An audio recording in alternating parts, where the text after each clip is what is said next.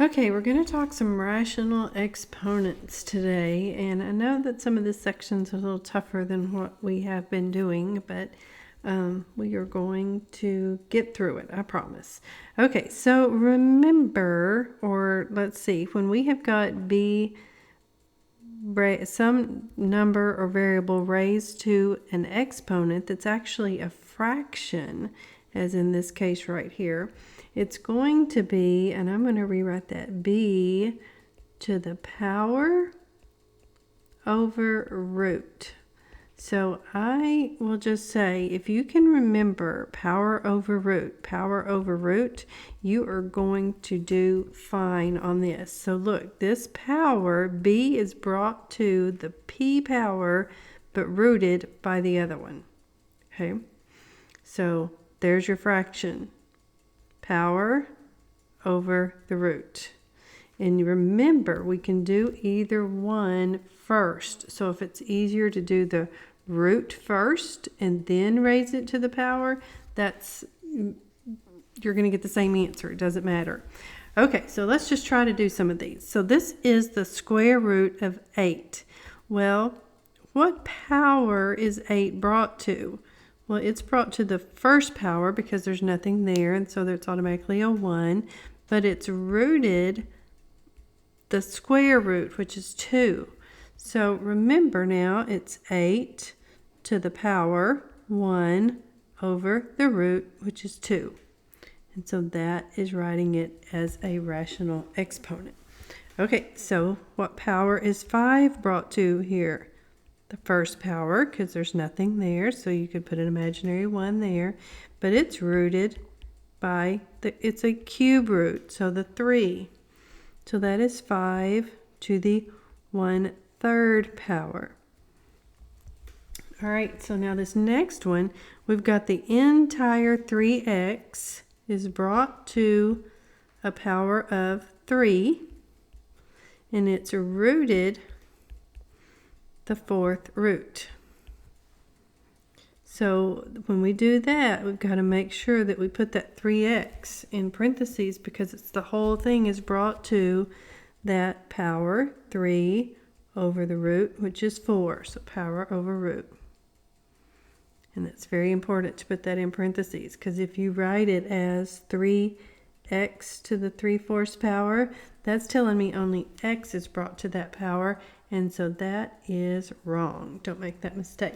All right, let's see if we can go backwards now. All right, so again, we're 4 to the 1/5 power. So remember, it's power over root. So power is 1, and the root is 5. So that's the 5th root of 4 to the first power, and we do not have to write that 1. Okay, so power is 5, root is 3, so that's 16 to the 5th power cube rooted. Okay, so 3 here's my power, 4 is the root. Okay, and again, that one's all in parentheses, so that's 5xy squared brought to the 3rd power, but then 4th rooted. All right, so that's not too bad. All right, we're going to evaluate these, try to do them without a calculator. So again, let's just write down power is 3, root is 2, power over the root.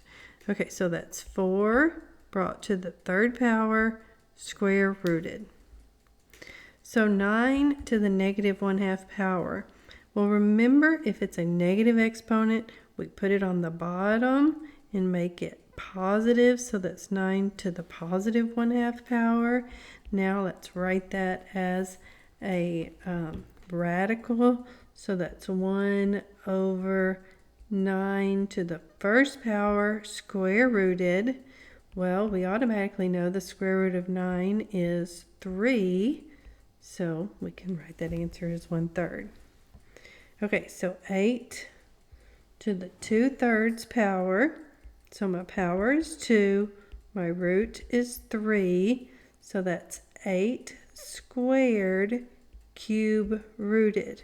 Well, you might remember the cube root of 8 is 2, and then we would still square it. Now this can work. I'm going to show you both ways here. So here's method 1. You could say the cube root of 8 squared, which is 64, and the cube root of 64, if you remember from our last video, we made our little chart, is 4. So you might want to keep that little chart handy, or like I suggested, having some note cards maybe with some of these perfect squares, cubes, and fourth powers and things like that on it.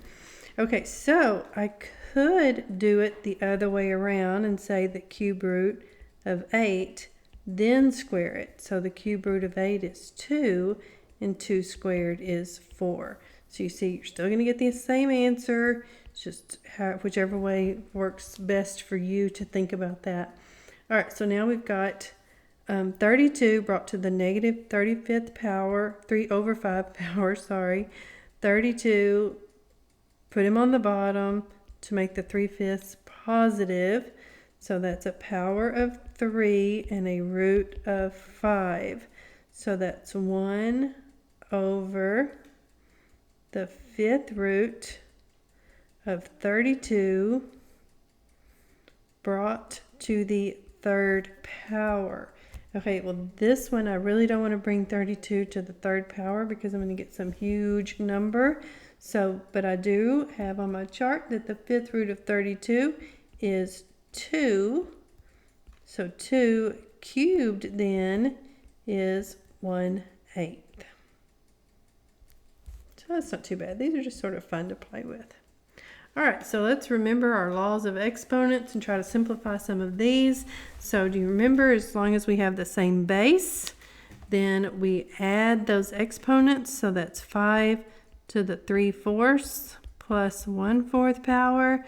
Remember, we add the tops, not the bottoms. So that's 4 over 4, which is 5 to the 1 power. And we don't write that 1, so it's just 5. Okay. Now here we're going to have to multiply these exponents because power raised to another power is multiplication. So let's say we've got a to the 1/2 times 6 power, and then b to the 2/3 times 6 power. Well, remember, we multiply top times top, bottom times bottom when we do those fractions. So 6 times 1 is 6, and 2 times 1 is 2. So 6 divided by 2 is 3, so a cubed. B, 2 times 6 is 12, 3 times 1 is 3, so 12 divided by 3 is 4. All right, so this one, let's see, we might want to do cube root because we've got all brought to the power of 1, but rooted by the cube, the 3. So the cube root of 27, c to the 6th, and d to the negative 3. So remember, that's 1 over d cubed to make him positive. Well, the cube root of 27 is 3.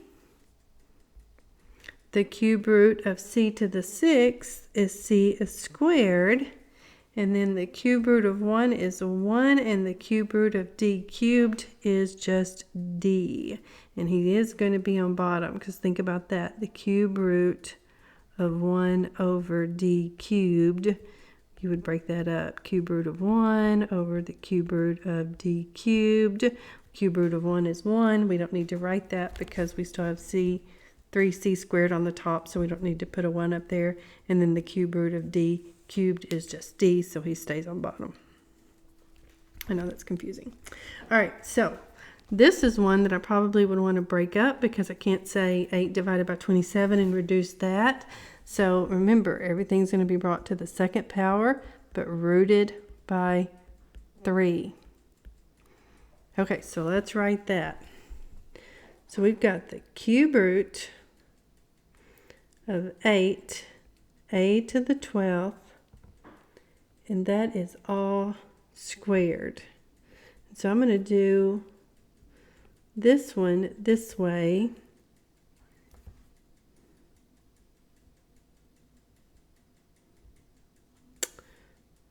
let's see, cube root of 27 b to the 9th all squared. So remember, I could square those numbers inside there first if I wanted to, but I just sort of recognized that the cube root of 8 is 2. The cube root of 8 to the 12th, well, how many sets of 3 do we have? We have 4 sets of 3. And then he's still all squared. Then the cube root of 27 is 3. The cube root of b to the 9th is b3, because he's got 3 sets of 3 in there, and that's still all squared. Okay, so 2 squared is 4. A to the 4th squared is 4 times 2 is 8. All over 3 squared is 9, and b to the 3rd power squared, 3 times 2 is 6. There's your final answer. Okay, so on this one, I just wanted to show you, you could also do, if I wanted to square that first, that would be the cube root of 64. A to the 12 times 2 is 24, and you could get that same answer. So then the cube root of 64 is 4, and the cube root of a to the 24th power is how many sets of 3? Well, that's 8. Okay, so let's look at a few more. All right, so here, remember, we can only multiply like those like variables. So we're going to say 5 times 2. Then we'll say x to the 2/3, negative 2/3, times x to the 1/3. And we'll think about what that is. And then we're going to do y to the 2/3 times y to the negative 1/3. Okay, so 5 times 2 is 10. And remember, we're adding those exponents. So negative 2/3 plus 1/3 leaves us with x to the negative 1/3. And then y to the 2/3 times y to the negative 1/3 is 2/3 plus a negative 1/3. So that's y to the positive 1/3. Okay, so that x has a negative exponent, so he needs to go down on the bottom, and that makes that a positive 1/3. The y stays on the top, and he's also a positive 1/3, and we may want to write that as 10 then cube root of y over cube root of the x. Probably either one of those. Yeah, I guess if we're simplifying exponents, that you would want to write it as a radical. Okay, so notice all these are x's. So all we have to do is add those exponents. So we have negative 1/5 plus 2/5 plus a negative 3/5. Okay, so that all adds up to negative 1 plus 2 minus 3. That should give us x to the negative 2/5, which means he needs to go on bottom and become positive. Remember, 2 is my power, 5 is my root. So that's 1 over x squared, 5th root of x squared. So really, if you just take one step at a time on these, it's not so bad. Just don't try to do too many steps all at once, and that I promise if you take it slow, do one step at a time, you'll get through this.